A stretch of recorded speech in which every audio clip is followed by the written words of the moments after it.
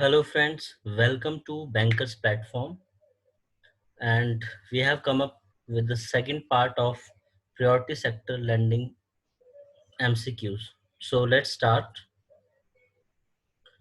Before starting friends, please write 1 to 15 counting on your notebook and give the answers of the questions yourself and check your preparation level and share your scores in the comment section.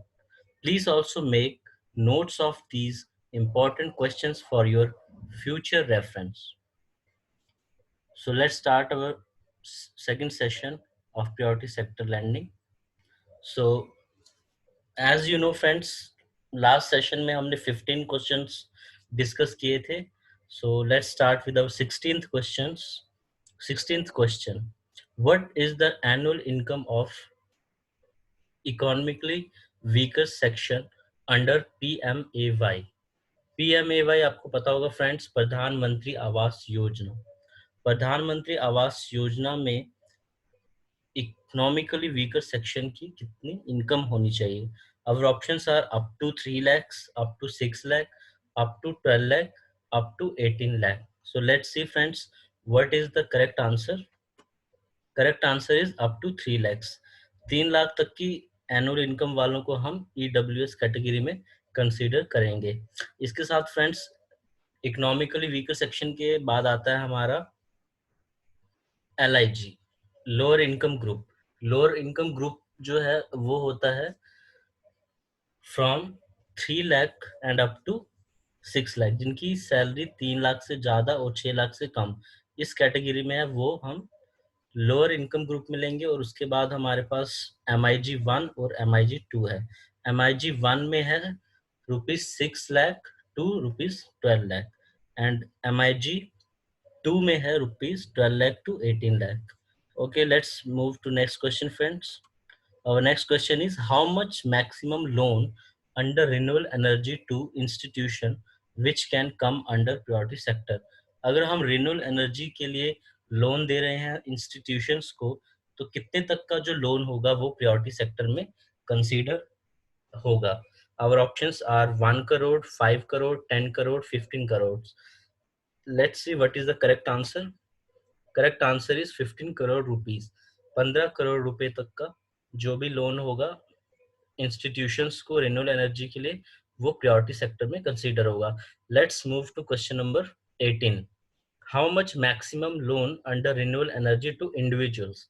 Last question में हम institution के बारे में बात कर रहे थे और इस क्वेश्चन में इंडिविजुअल्स की लिमिट के लिए which can come under priority sector. So our options are 1 lakh, 5 lakh, 10 lakh, 15 lakh. Let's see friends, what is the correct answer. Correct answer is rupees 10 lakh rupees. 10 lakh रुपए तक जो हम individuals को देंगे वो रिन्यूएबल एनर्जी के priority sector में count होगा. Let's see our next question. Question number 19.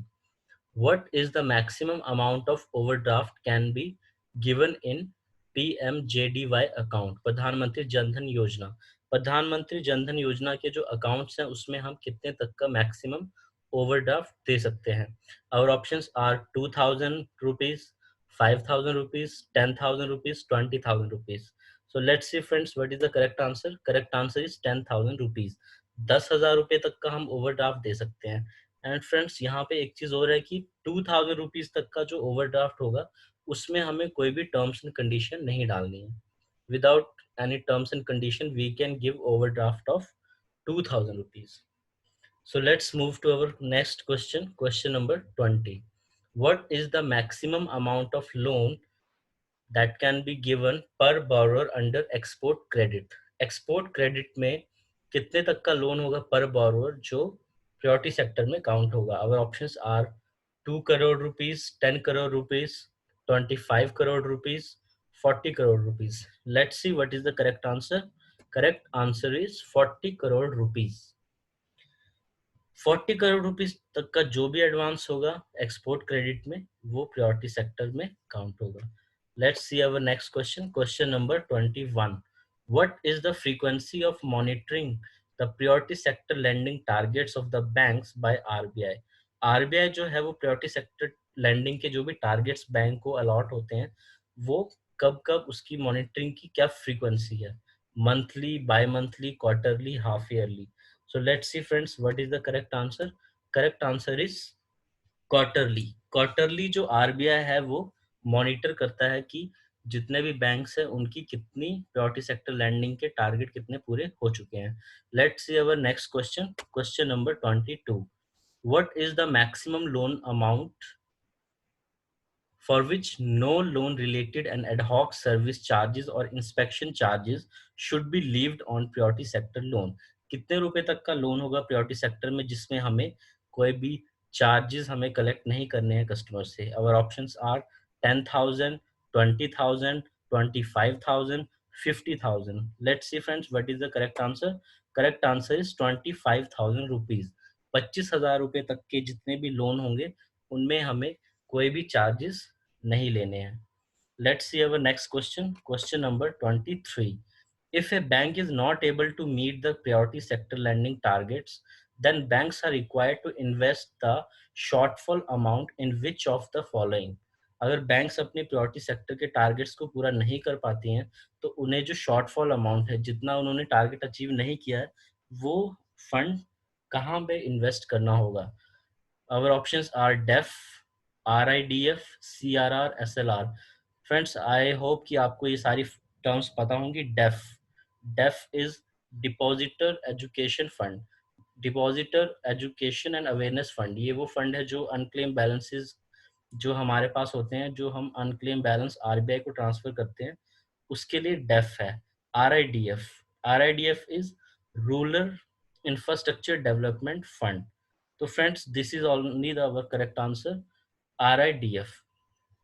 जितने भी लोन हैं जो प्रायोरिटी सेक्टर में हमने दिए हैं और अगर कोई शॉर्टफॉल है तो उतना अमाउंट हमें RIDF, rural infrastructure development fund में इन्वेस्ट करना होता है। और उसके बाद CRR, we are not suppose to do that, and SLR में भी नहीं करना होता। So correct answer is RIDF। Let's see friends our next question. Our next question is, what is the maximum amount of loan can be given to artisan, village and cottage industries per borrower under priority sector?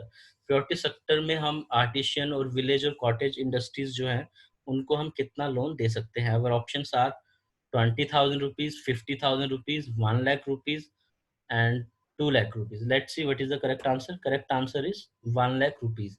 1 lakh तक का हम loan दे सकते हैं, वो priority sector में count होगा। Let's see our 25th question। What is minimum lot size of priority sector lending certificate? Priority sector lending certificate का मिनिमम लॉट साइज कितना होता है? Our options are 10 lakh, 25 lakh, 50 lakh and 100 lakh। Let's see what is the correct answer। Correct answer is 25 lakh। Let's move to next friend. Let's move to next question, friends। Loans to loans to farmers up to what amount against pledge of agriculture produce granted for a period not exceeding 12 months is classified as priority sector। Agriculture produce के against जो हम loan देते हैं farmers को, कितने तक का हम लोन देंगे जो प्रायोरिटी सेक्टर में होगा? और ये जो लोन है वो 12 महीने से ज़्यादा एक्सीड नहीं करना चाहिए। So options are 10 lakh, 25 lakh, 50 lakh, 100 lakh. Let's see what is the correct answer. Correct answer is 50 lakh rupees. Let's move to next question. Question number 27. What is the maximum amount of loan can be given to distressed person per borrower under priority sector? Distressed person को हम कितना loan दे सकते हैं priority sector में? Our options are 20,000, 50,000, 1 lakh, 2 lakh। Let's see what is the correct answer. Correct answer is 1 lakh rupees। 1 lakh तक का हम डिस्टेंस पर्सन को लोन दे सकते हैं। Let's move to next question. What is maximum dwelling unit area for LIG for which subsidy is availed under PMAY? PMAY में जो LIG हैं उनको हम कितने जो लोन देंगे उसका ड्वेलिंग यूनिट एरिया मैक्सिमम कितना होना चाहिए? Our options are 30 square meter, 60 square meter, 120 square meter and 200 square meter। Let's see what is the correct answer। Correct answer is 60 square metre. यहाँ पे फ्रेंड्स जो EWS कैटेगरी के होंगे उनके लिए जो मैक्सिमम एरिया है वो है 30 स्क्वायर मीटर, और LIG के लिए 60 स्क्वायर मीटर एंड MIG 1 के लिए 120 स्क्वायर मीटर और MIG 2 के लिए है 200 square metre. So let's move to our next question. Question number 29. Under PMAY for LIG low income group, how much interest subsidy in percentage available? कि LIG के लिए जो है कितनी इंटरेस्ट सब्सिडी है? And our options are 6.5%, 5%, 4%, 3%. So correct answer is 6.5%. So friends 6.5% EWS के लिए भी है और LIG के लिए भी है. और अगर हम बात करें MIG के लिए, मिडिल इनकम ग्रुप 1, उसके लिए जो है 4% है और MIG 2 के लिए 3% है. सो फ्रेंड्स PMAY भी एक बहुत ही अच्छा टॉपिक है जिससे बहुत सारे क्वेश्चन पूछे जाते हैं. सो मेक श्योर कि आप PMAY के सारे जितने भी क्राइटेरिया हैं कि LIG में कितनी इनकम है, कितना ड्वेलिंग यूनिट एरिया होना चाहिए, सब्सिडी रेट, इन सबको एक बार गो थ्रू कर लें. Okay, let's move to our last question of the day. Question number 30. What is the maximum amount of loan can be given to women per borrower under priority sector lending? Priority sector में हम women को कितना हम दे सकते हैं? और our options are 20,000, 50,000, 1 lakh, 2 lakh. So the correct answer is 1 lakh rupees. 1 lakh तक हम दे सकते हैं. So friends, ये 30 questions का set था जो priority sector lending पे based था. And these questions are very important questions for our coming JIB exam, because JIB exam के जो फर्स्ट पेपर है PPB, principles and practices of banking, उसमें ये टॉपिक है और हमारे बैंक प्रमोशन एग्जाम्स के लिए भी बहुत ही इंपॉर्टेंट है ये questions. So please go through all these questions and share your score in the comment section. So thank you friend, thanks for watching.